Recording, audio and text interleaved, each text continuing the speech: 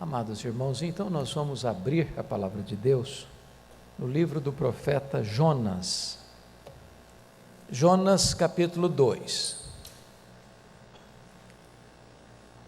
Nós vamos começar a leitura do verso 17 do capítulo 1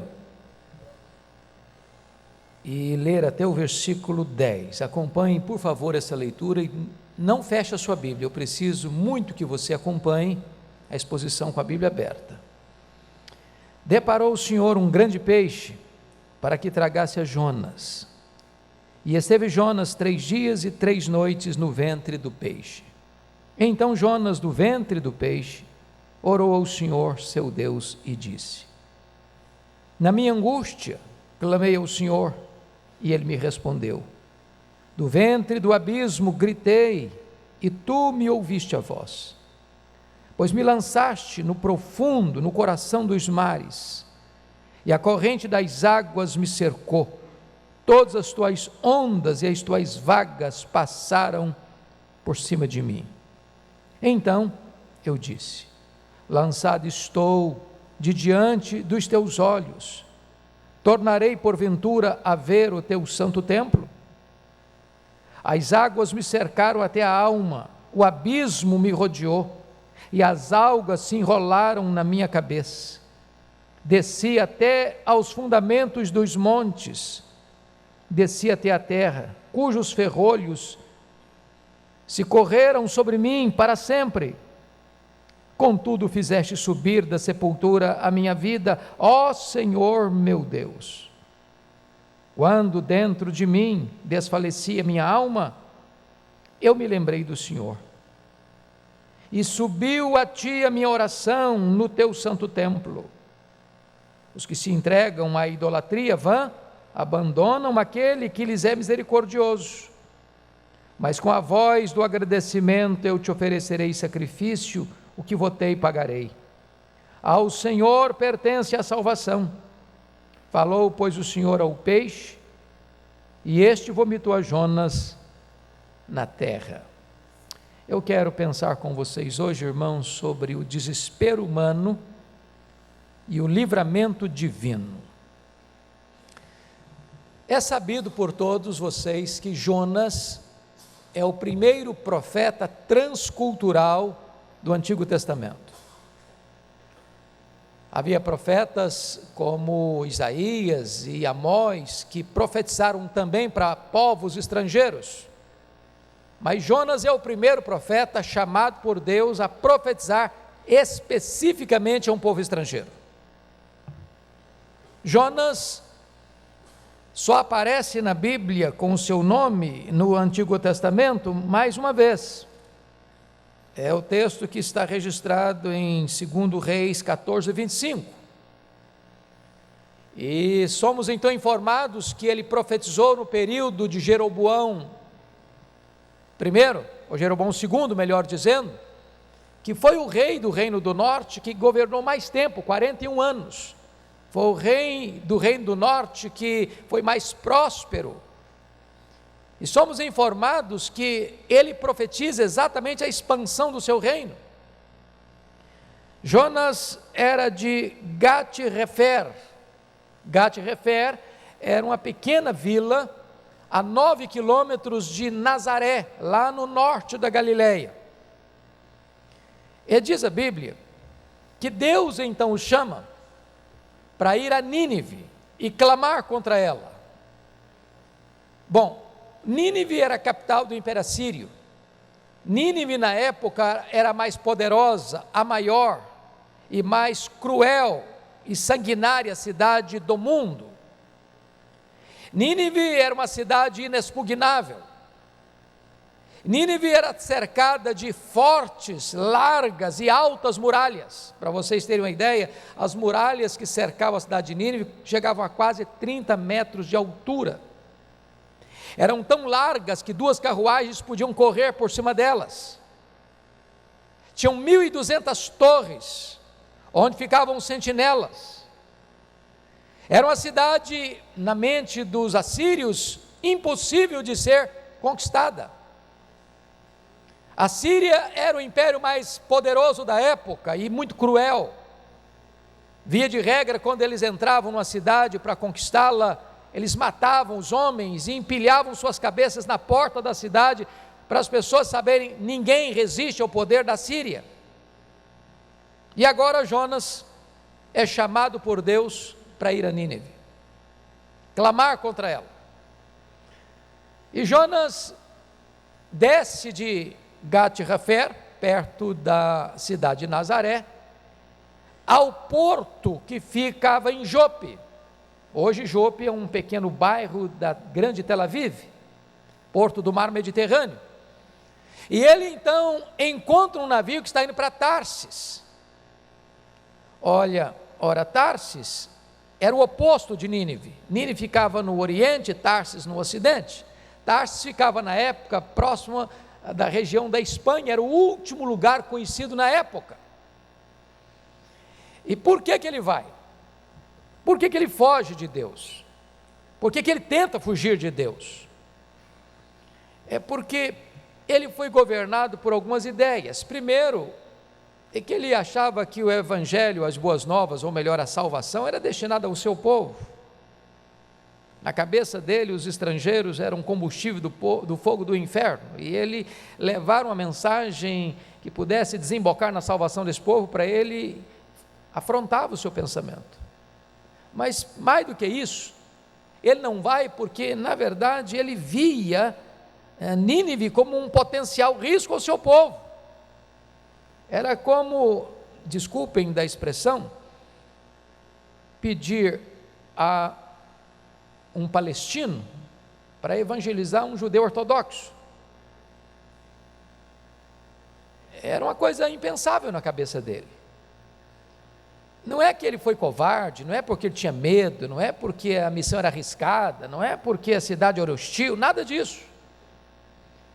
Ele não vai por dois motivos essenciais. Primeiro, porque ele conhecia Nínive, a fama de Nínive. Segundo, porque conhecia Deus e sabia que Deus ia acabar tendo misericórdia daquele povo, se aquele povo se arrependesse e salvando aquele povo.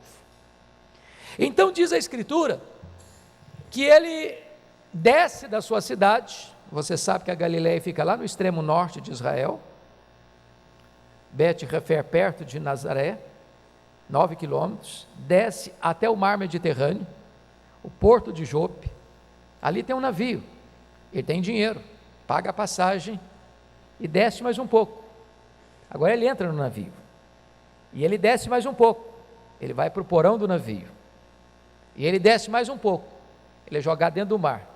Ele desce mais um pouco, ele vai lá para a raiz dos montes, lá nas profundezas do mar. Ele desce mais um pouco, ele é engolido por um grande peixe. Na verdade, quando ele tenta fugir de Deus, isso é uma loucura.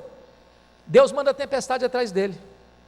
E eu vou dizer uma coisa aqui para o seu coração: crente desviado é endereço certo de tempestade. Crente desviado é um risco para quem está perto dele. Então, se você está fugindo de Deus, Deus vai enquadrar você. Se você está fugindo de Deus, Deus vai encurralar você. Se você está fugindo de Deus, Deus vai mandar a tempestade atrás de você. Não é para destruir você, é para botar você no caminho de volta. Diz o texto que, diante daquela cena de tempestade, os marinheiros começam a clamar aos seus deuses. Jonas está lá no porão dormindo, num sono de fuga. E eles lançam sortes, desculpem da expressão, mas o azar caiu em Jonas. E chegam para eles: o que está acontecendo? Quem é você? De que povo é você? O que você faz na vida? E diz o texto que Jonas responde essas 4 perguntas: que ocupação é a tua? De onde vens? Qual a tua terra? De que povo és tu? Ele responde assim: sou hebreu, temo ao Senhor, o Deus do céu, que fez o mar e a terra. Ele não disse qual era a profissão dele, não, qual a ocupação dele, não. Ele omite isso. Mas é curioso que, ao dar a resposta, ele reafirma a sua fé, diríamos hoje, ortodoxa. Ele não é um herege, ele não é um pagão, ele é um homem de Deus, ele é um profeta. E ele diz: olha, eu sou hebreu, e tem mais, eu temo ao Senhor. E ele define quem é o seu Senhor: é o Deus do céu, que fez o mar e a terra. E aqui nós encontramos um Jonas muito complicado, porque a profissão de fé dele está correta, mas a postura dele está errada. A doutrina dele está certa, mas a atitude dele não está certa. Diríamos hoje que Jonas era um ortodoxo de cabeça e um herege de conduta. Ele diz que teme a Deus, mas desafia a Deus. Ele teme a Deus, mas desobedece a Deus. Ele teme a Deus, mas tenta fugir de Deus. Ele crê na soberania de Deus, mas ele não se rende à vontade de Deus. Ele está pronto a morrer, mas não está pronto a obedecer. Ele tem consciência que o problema da tempestade era por causa dele. Ele diz isso claramente. Ele reconhece que a tempestade não era um fenômeno natural, mas que ele era o causador da tempestade. Mas mesmo assim ele não ora, mesmo assim ele não se humilha, mesmo assim ele não se quebranta. Então Deus dá um tratamento radical para ele.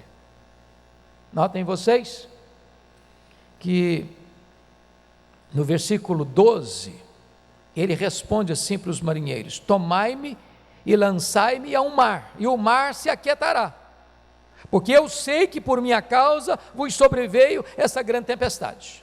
Então é um crente convicto do seu pecado, ele reconhece o seu pecado, mas uma coisa ele não faz: ele não se arrepende. Ele está pronto a morrer, mas não está pronto a obedecer. E então ele é lançado ao mar, pensando que era o fim, e ia morrer mesmo, ia morrer. Pensa você, se o navio está pronto a naufragar e um homem jogado naquela tempestade toda. Mas, na verdade, o mar não seria sua sepultura, o mar tempestuoso seria o começo da sua disciplina, da sua restauração. E Deus envia um peixe para engoli-lo. E agora esse homem, diríamos hoje, de uma forma até descontrair um pouco, o primeiro homem a andar de submarino na história, né? E eu imagino o que deveria ser ficar dentro de um peixe. O cheiro não devia ser agradável, a oxigenação talvez não fosse boa. Ele chega a dizer que ele estava numa espécie de sepultura, uma espécie de sepultura. Ele diz no versículo 6, contudo fizeste subir da sepultura minha vida. Ele estava sepultado vivo, dentro de um peixe, e nesse momento esse homem resolve orar. Então, é sobre a oração dele que eu quero conversar com vocês hoje, e tirar daqui 10 lições, pode ficar tranquilos que não vai demorar não, mas são 10 lições. Quais são essas lições? Quais são essas lições? Primeira lição: a nossa angústia pode levar-nos à presença de Deus. Veja comigo o versículo 1, por favor. Então Jonas do ventre do peixe orou ao Senhor seu Deus. Preste atenção na palavrinha de ligação, então. Jonas não ora quando Deus o chama, Jonas não ora quando ele sai de Bate-Refer, Jonas não ora quando ele chega em Jope, Jonas não ora quando compra passagem para se afastar de Deus, Jonas não ora quando entra no navio, Jonas não ora quando vai para o porão do navio, Jonas não ora quando ele é descoberto como responsável da tempestade, Jonas não ora quando ele é lançado no mar, mas quando ele foi engolido pelo peixe, sepultado vivo, aí ele ora. O que significa isso para você e para mim?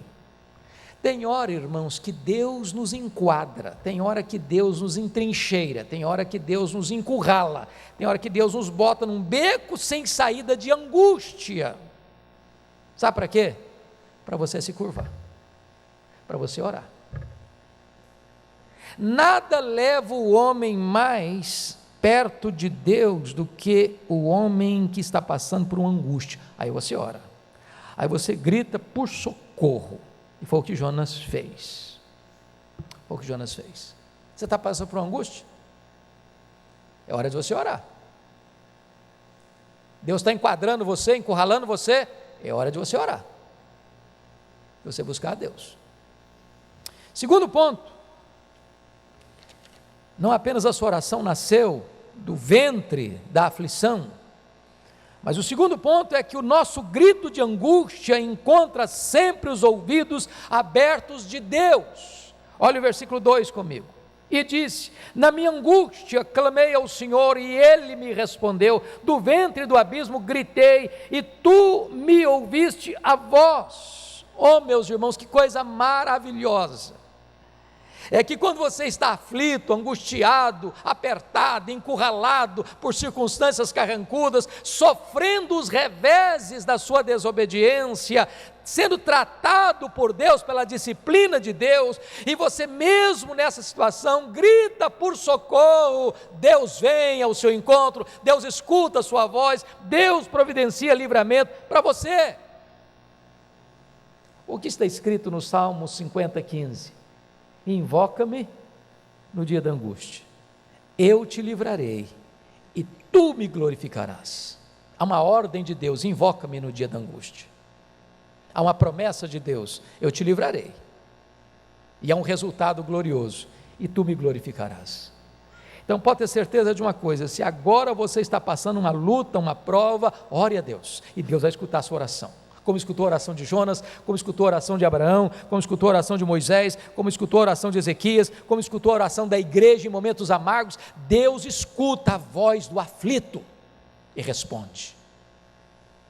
Terceira lição: a disciplina de Deus é uma prova do seu amor por nós. Olha o verso 3 comigo, por favor. Pois me lançaste no profundo, no coração dos mares, e a corrente das águas me cercou, todas as tuas ondas e as tuas vagas passaram por cima de mim. Preste atenção nisso. Quem jogou Jonas no mar? Olha comigo, capítulo 1, versículo 15. E levantaram a Jonas e o lançaram ao mar, e cessou o mar a sua fúria. O braço, ou os braços que jogaram Jonas no mar, foram os braços dos marinheiros. Mas quando ele vai fazer uma análise e interpretação teológica do fato, ele vai dizer no verso 3: pois tu me lançaste no profundo, no coração dos mares. Estão entendendo isso, irmãos? Quem disciplina Jonas é Deus.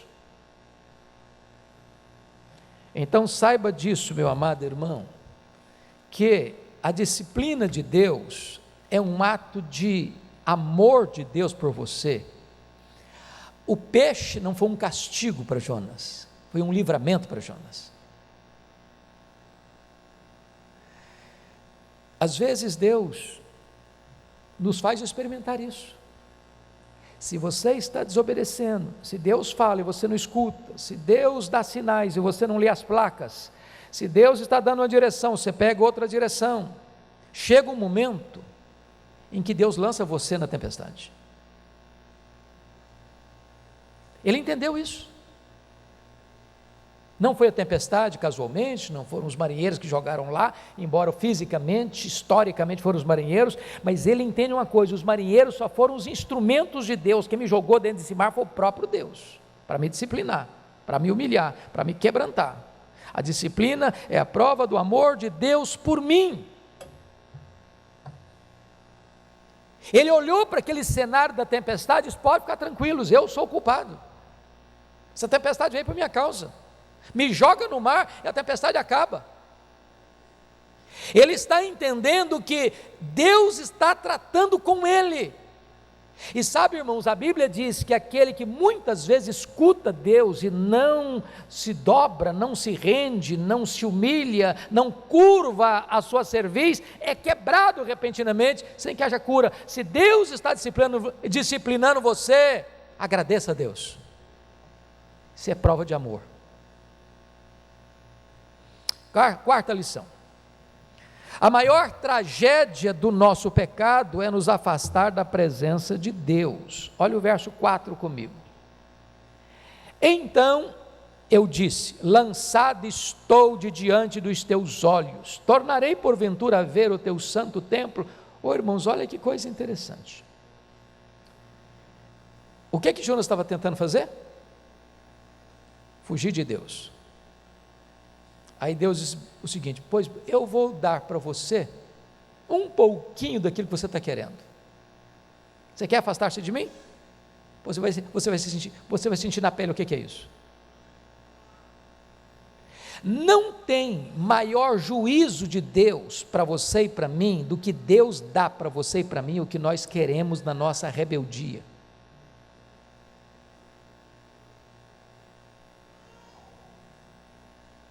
A maior tragédia do pecado, irmão, é você ser afastado da presença de Deus, da comunhão com Deus, da alegria, da intimidade de Deus.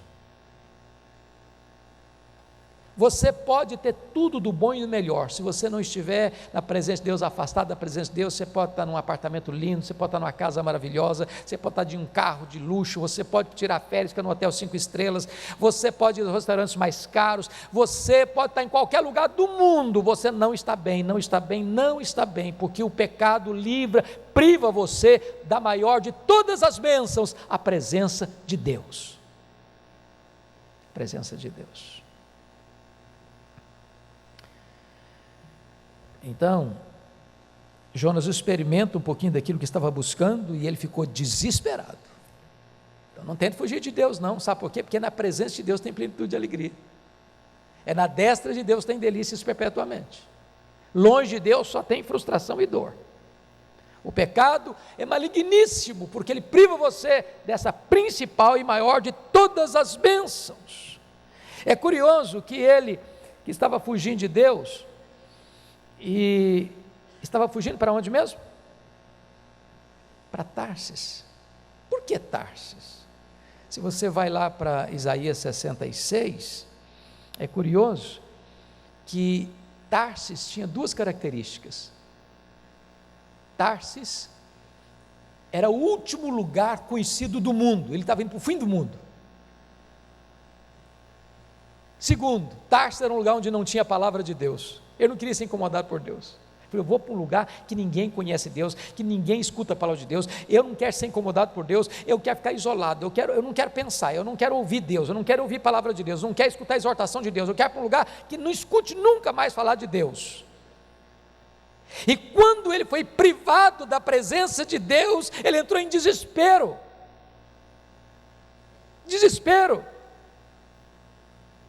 E é nesse momento que ele pensa, olha que coisa interessante, no verso 4, tornarei porventura a ver o teu santo templo. Eu começo a ter saudade do local da geografia, onde as pessoas estavam na presença de Deus. Irmãos amados, deixa eu pegar um ponto importante aqui. Às vezes a gente não valoriza tanto a igreja, sabe? Não valoriza tanto a comunhão da igreja. Sabe o que Paulo diz? O que é uma pessoa ser privada da comunhão da igreja? É ser entregue a Satanás.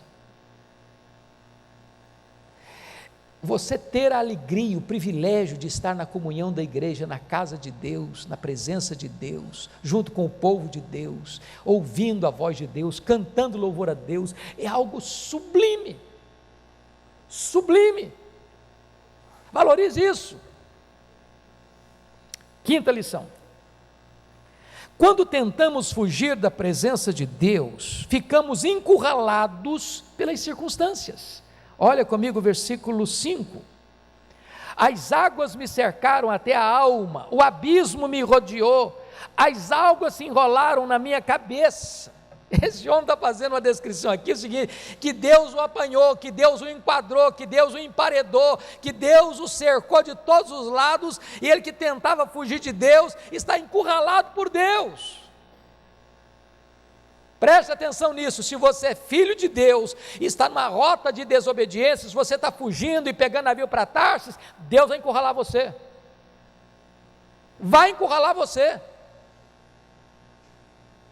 Não é porque Deus é sádico, não, é porque Deus ama você, e é melhor você ser encurralado por Deus do que perecer. Porque, pense comigo, irmãos, a loucura que é tentar fugir da presença de Deus. Um quarto escuro esconde você da presença de Deus? Um lugar longe, que ninguém conhece você, seu incógnito no meio da massa, esconde você de Deus? Você trancou a porta para ninguém ver, esconde você de Deus? Você liga o seu computador para navegar nas águas turvas de sites nada convenientes e fecha a porta, você acha que escondeu você de Deus? Cuidado, que isso é tolice. Para onde me ausentarei do teu espírito? Se subo aos céus, lá estás. Se desço ao mais profundo abismo, lá estás também. Se tomo as asas da alvorada e me detém nos confins dos lares, ainda lá me haverá de guiar a tua mão. Não tente fugir de Deus, isso é loucura.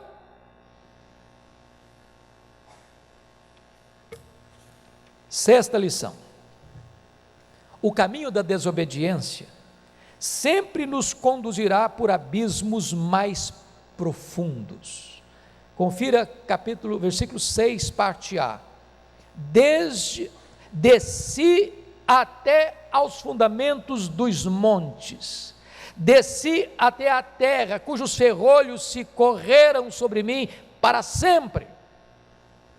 Aliás, vamos fazer uma ginástica, um exercício aqui comigo. Olha a escalada de descida do Jonas. Onde ele morava? Bate-Refer, perto de Nazaré, lá em cima na Galileia. Ele desce para onde? Para Jope. Jope é a cidade portuária. Aí ele desce mais um pouquinho para o navio. Aí ele desce mais um pouquinho para o porão do navio. Ele desce mais um pouquinho, sendo jogado dentro do mar. Ele desce mais um pouquinho, indo lá para o fundo. Bom, você sabe que você tem relevo aqui aqui em cima, na nossa superfície. Qual é a montanha mais alta que nós temos no mundo? O Monte Everest. Qual a altura do Monte Everest? 8.800 metros. Pois há profundezas com mais de 8.800 metros para baixo. Ele foi lançado no mar Mediterrâneo. E ele confessa que foi lá para o fundo, para a raiz dos montes. E lá é como se ele fosse algemado. Que lição você está tirando aqui? Quando você tenta afastar-se de Deus e fugir de Deus, a sua vida vai ser um declínio, abismo e mais abismo, queda e mais queda. Você vai afundando, e vai afundando, e vai afundando, e vai afundando. Quanto mais você se mexe, quanto mais se movimenta, mais você vai afundando. É assim. Ele reconhece isso. A estrada da fuga de Deus é uma corrida célere rumo ao abismo. Se você está virando as costas para Deus, saiba disso. Você vai fazer a única direção na vida, vai ser para baixo. Ser para baixo. Sétima lição. Quando chegamos ao fundo do poço, de lá a mão de Deus pode nos arrancar. Olha comigo, versículo 6, parte B. Ele diz assim: contudo, fizeste subir da sepultura a minha vida, ó Senhor meu Deus. Oh, amados irmãos, que lição linda. Eu gosto de recorrer a Corrie ten Boom, que depois de passar privações no campo de concentração nazista, disse que não há poço tão profundo em que a graça de Deus não seja mais profunda ainda, para nos tirar de lá. Eu sei que tem horas que você pensa assim: meu Deus, ou o Senhor faz um milagre, eu vou perecer aqui. Tem hora que você pensa assim: será que tem esperança? Quantas pessoas caíram em desgraça, desgraça moral, desgraça financeira, tragédia familiar, parece que tudo acabou, e a pessoa está no fundo do poço, e o texto diz: de lá, tu tiraste a minha vida da sepultura, estou sepultado vivo, estou morrendo, vivo, desesperado. Mas mesmo quando você chega no fundo do poço, no fim da linha, ainda assim Deus te tira, Deus te arranca, Deus te liberta, Deus te dá uma nova chance de recomeçar a sua vida. Eu não sei como é que você veio aqui hoje, eu não sei quão profundamente você já caiu, ou quão profundamente você esteja hoje. Eu quero dizer para você que hoje Deus pode tirar você desse buraco e dar para você uma nova chance de recomeçar uma nova caminhada com Ele. Oitava lição: quando chegamos ao fim dos nossos recursos, devemos nos lembrar daquilo que pode nos trazer esperança. Olha comigo o versículo 7. Quando dentro de mim desfalecia a minha alma, o que aconteceu? Eu me lembrei do Senhor, e subiu a ti a minha oração no teu santo templo. Oh, irmãos amados, essa expressão é preciosíssima. A minha alma está desfalecendo, eu estou derretendo, estou desidratando, estou sendo consumido. É a angústia, é o medo, é a ausência da presença de Deus, é o mundo desabando sobre a minha cabeça, é eu colhendo os resultados terríveis da minha desobediência, e eu estou lá desesperado, arruinado, quebrado, machucado, ferido, perto da morte. E nessa hora eu me lembro do Senhor, e eu clamo a Ele, e Ele estende a mão para mim.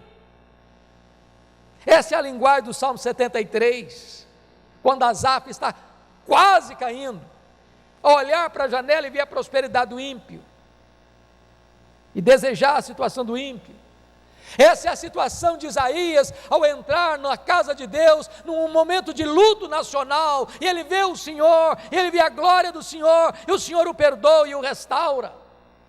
Essa é a linguagem do rei Ezequias no Salmo 116, quando ele está encurralado por laços de morte, angústias do inferno se apoderando dele, caído em tribulação e tristeza. Então eu invoquei o nome do Senhor. Ó Senhor, livra minha alma. E Deus estende a mão para ele e quebra as suas algemas, e livra a sua alma da morte, e livra os seus olhos das lágrimas, e livra os seus pés da queda. É hora de você pensar o seguinte: o que é que eu posso trazer à memória hoje para me dar esperança? Como disse o profeta Isaías, ao ver a ruína da sua cidade, e precisou de buscar em Deus motivos para ter esperança. Nona lição: devemos saber que toda forma de idolatria é uma atitude tola e ingrata. Olha comigo o versículo 8. Os que se entregam à idolatria vã, abandonam aquele que lhes é misericordioso. Vamos entender isso aqui, irmãos. Jonas tinha pelo menos 2 ídolos no seu coração. Primeiro, a sua ideologia patriótica. Ele disse assim: eu ir lá em Nínive, pregar para aquele povo cruel, aquele povo sanguinário, aquele povo que mata, aquele povo que é violento, aquele povo que pode ser o potencial inimigo de Israel, vou nada.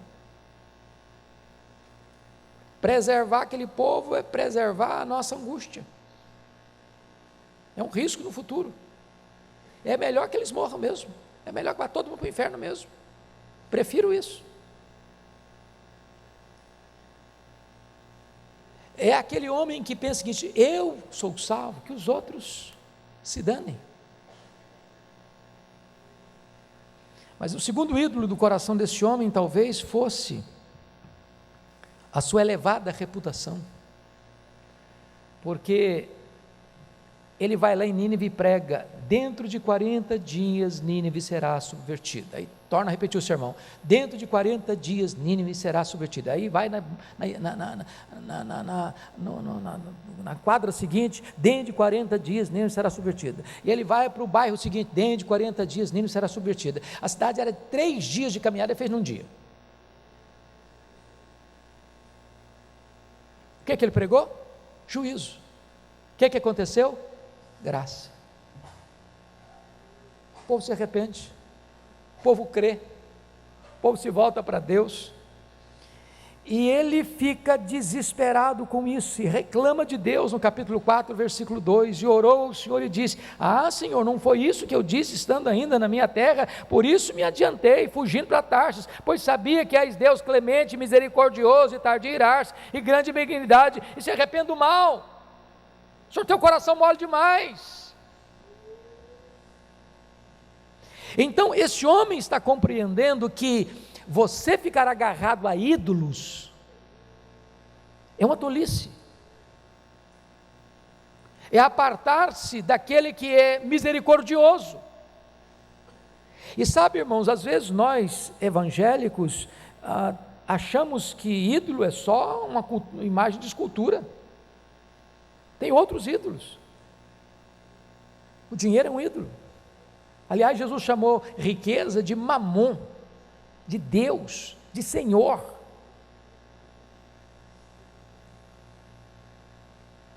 De repente o seu corpo é um ídolo. Você gasta mais tempo diante do espelho do que diante da palavra. De repente a sua profissão é um ídolo. De repente o seu cônjuge é um ídolo, seu filho é um ídolo. A sua denominação é um ídolo. Qualquer coisa, boa ou ruim, que ocupe o lugar único e exclusivo de Deus na sua vida, pode ser um ídolo.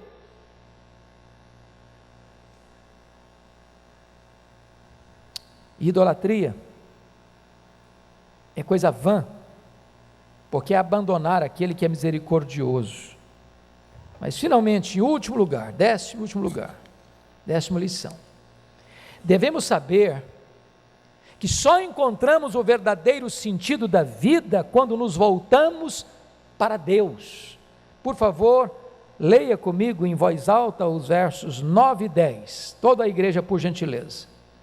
Mas, com voz do agradecimento, eu te oferecerei sacrifício, o que votei, pagarei, ao Senhor pertence a salvação. Falou, pois, o Senhor ao peixe, e este vomitou a Jonas na terra.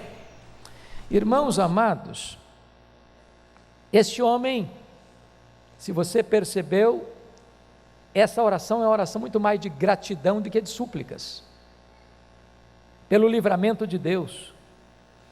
E ele não pode encerrar esse momento a não ser com voz de agradecimento, oferecendo sacrifício a Deus, cumprindo o seu voto que fizera a Deus. E ele reconhece algo lindo: a salvação pertence ao Senhor.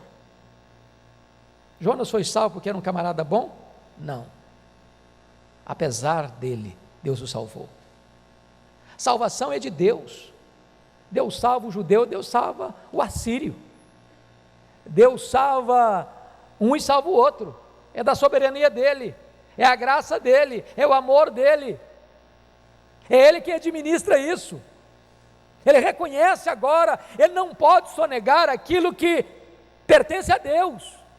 Ele é um profeta, e Deus mandou profetizar, ele tem que profetizar. Ele não pode escolher para quem ele quer pregar, ele não pode escolher aonde ele quer pregar. É Deus quem manda, é Deus quem administra, é Deus quem é o Senhor do obreiro e da obra, é Deus que é o Senhor da mensagem e do ouvinte da mensagem.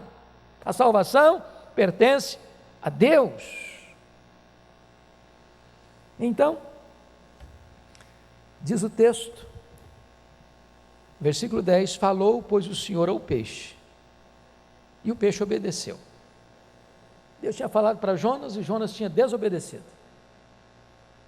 O peixe aqui é mais obediente que o profeta. O peixe obedece. E vomita Jonas onde? Na terra. A Bíblia não diz onde foi. Mas sabe o que significa isso? Eu termino aqui. Deus está dizendo para ele: estou te dando uma nova chance, vamos recomeçar, uma nova oportunidade para você. O nosso Deus é o Deus da segunda oportunidade. Talvez você esteja aqui hoje, depois de uma queda, depois de um deslize, depois de uma crise. Talvez você tenha pegado navios para Tarsis. Você é crente, está fugindo de Deus. Você é crente, está desigrejado. Você é crente, mas está vivendo isolado.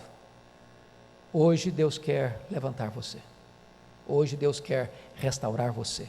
Hoje Deus quer dar uma nova chance para você. Que Deus nos abençoe. Amém.